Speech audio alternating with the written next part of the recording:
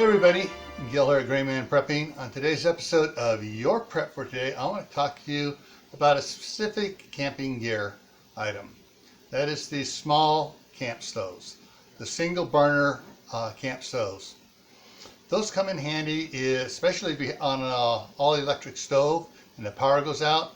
Those come in handy for heating water, for coffee, tea, MREs, freeze-dried meals and such.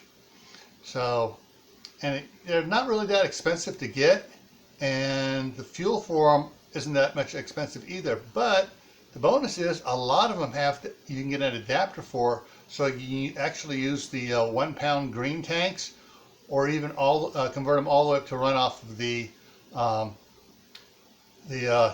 20 pound or the 5 gallon tanks. All right, so think about it. Is a small single burner camp stove something you can use? All right, so stay safe, stay happy, keep adding to your preps: water, food, medicine, clothing, learn a new skill, and plant an indoor garden.